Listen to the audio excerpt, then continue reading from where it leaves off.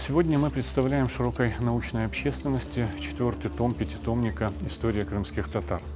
Как вы помните, третий том под названием «Крымское ханство» увидел свет несколько лет назад, и после этого продолжила работу целая команда, определенная редколлегией, по подготовке четвертого тома, который именуется «Крым в период Российской империи».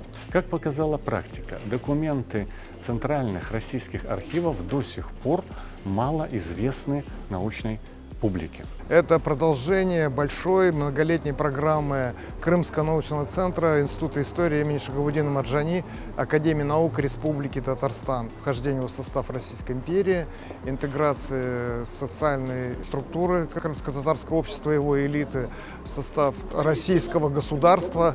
У крымских татар сохранилось очень многое, то, что существовало еще в период Крымского ханства, в том числе вакфная система.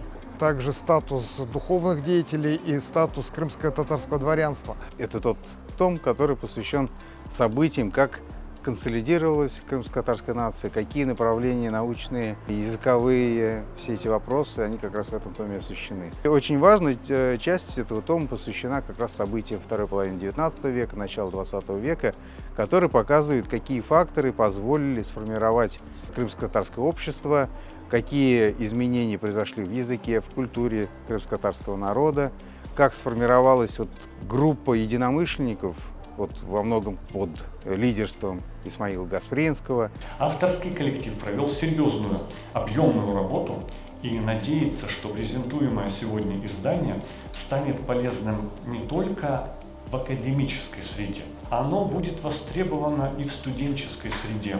Книга будет, безусловно, полезна и интересна массовому читателю,